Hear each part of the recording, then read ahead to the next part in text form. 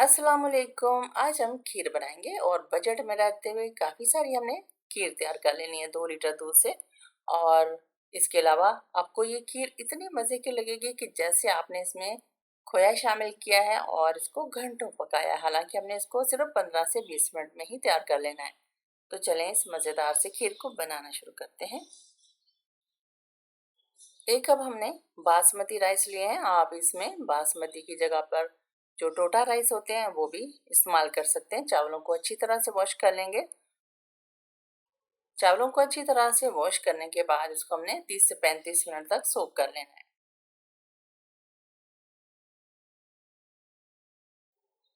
Pan में पानी शामिल करेंगे और उसमें हमने ये जो चावल सोक किए हुए हैं ये शामिल कर देंगे और इसको हमने अच्छी तरह से फोल्डन कर लेना है, बॉईल कर लेना है। जब ये चावल बॉईल हो जाएंगे तो फिर हम इसको छान के ठंडा कर लेंगे।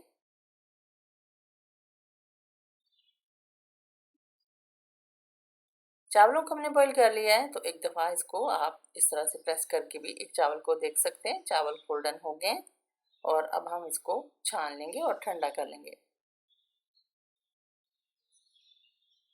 खीर की थिकनेस के लिए हम इसमें 5 से 6 रस शामिल करेंगे। आप 2 या 3 डबल रोटी के स्लाइस भी इसमें शामिल कर सकते हैं और 2-3 रस शामिल कर लें या फिर सारे ही रस शामिल कर लें, ये आपकी मर्जी है। और अब हम एक ब्लेंडर जग लेंगे और उसमें ये रस शामिल कर देंगे। ब्लेंडर में हमने रस शामिल करके आधा लीटर जो दूध है हमारे पास वो शामिल करना है और आधे चावल शामिल कर देने हैं। रस और चावलों को पहले हमने अच्छे से ब्लेंड कर लेना है और फिर बाकी के जो बचे हुए चावल होंगे वो भी हमने शामिल कर देने हैं। वक्फे वक्फे से आपने मशीन को चलाना है, एकदम से सारी चीज़ें शामिल करके ब्लेंड नहीं करेंगे तो इस तरह से जो ब्लेंडर है वो ख़राब हो सकता है। ब्लेंडर में हमने रस शामिल किए हैं, दूध शामिल कर दिया है, तो अब हम इसमें आधे चावल शामिल करेंगे जो हमने बॉईल किए थे। आधे चावल जो है वो हम बाद में शामिल करेंगे क्योंकि जग में इतनी कैपेसिटी नहीं होगी कि सारे जो चावल हैं वो एकदम से हम शामिल करके ब्लेंड कर लें। तो इस तरह से आधे आधे करके चावलों को शामिल करेंगे और ब्लेंड कर लेंगे। ये शॉर्टकट है खीर को जल्दी से क्विक बनाने का और उसको थिक करने का। 2 लीटर दूध से हम ये खीर जो तैयार करेंगे ये अच्छी खासी क्वांटिटी में खीर तैयार होगी और कोई भी नहीं पहचान पाएगा कि आपने इसको खोए के बगैर तैयार किया है। और खीर का जो कलर है वो इतना ज़बरदस्त लगेगा कि ऐसे लगेगा जैसे आपने इसको घंटों मेहनत करके तैयार किया है। इस मिक्सचर को हम रेडी कर लेंगे और फिर इसे दूध में शामिल कर देंगे। आधा लीटर दूध हमने इस मिक्सचर में शामिल कर दिया है और 1.5 लीटर दूध हम पैन में शामिल करेंगे तो टोटल हमने 2 लीटर दूध का इस्तेमाल करना है। एक पैन लेंगे और उसमें हमने 1.5 लीटर दूध शामिल कर देना है और साथ ही इसमें हमने ये जो मिक्सचर है ये शामिल कर देना है। फ्लेम को हमने लो रखना है और लो फ्लेम पे मिक्सचर को हमने मिक्स करते जाना है। चम्मच की मदद से हमने इस मिक्सचर को दूध में मिलाते जाना है और 10-15 मिनट तक हमने इसको लो फ्लेम पे पका लेना है ताकि जो खीर है वो थोड़ी सी थिक हो जाए। और फिर हम इसमें चीनी शामिल करेंगे अपने टेस्ट के मुताबिक। सारा मिक्सचर हमने शामिल कर दिया है तो अब हम चम्मच की मदद से इसको आहिस्ता आहिस्ता मिक्स करते जाएंगे।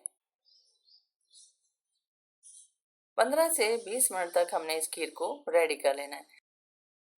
10 मिनट हो गए हैं खीर को पकते हुए तो अब हम इसमें 1 कप चीनी शामिल कर देंगे। चीनी आप अपनी मर्जी से कम या ज़्यादा भी कर सकते हैं।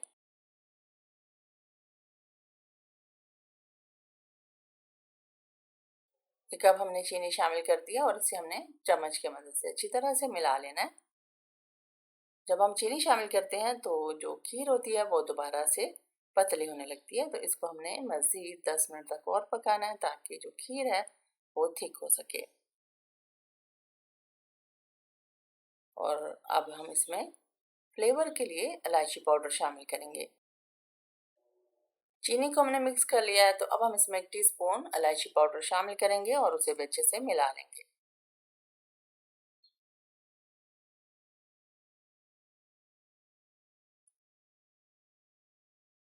खीर को पकने देंगे और इसी दौरान इसके लिए कैरमल तैयार कर लेंगे। 2 या 3 टेबलस्पून हमने पैन में चीनी शामिल करके उसको कैरमलाइज कर लेना है।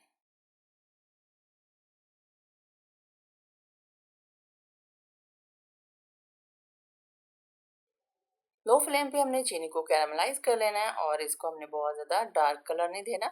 अगर चीनी का कलर ज़्यादा डार्क हो जाएगा तो जो खीर है उसमें कड़वा टेस्ट आ सकता है। जब चीनी का अच्छा सा गोल्डन कलर हो जाएगा तो इस तरह फिर हम इसको उठा के तो खीर में शामिल कर देंगे, ज़्यादा हम इसको डार्क नहीं करेंगे।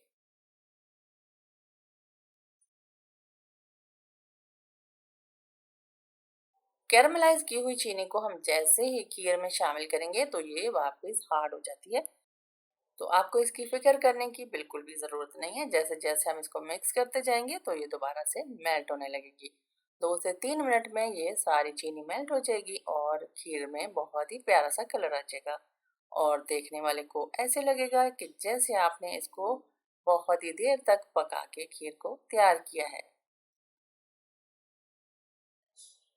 2 से 3 मिनट के बाद खीर जो है वो तैयार हो जाएगी और फिर हम इसको रूम टेम्परेचर पर आने देंगे। फिर आप इसे किसी भी बाउल, प्लेट या थाल वगैरह में निकाल के तो फ्रिज में ठंडा करके सर्व करेंगे।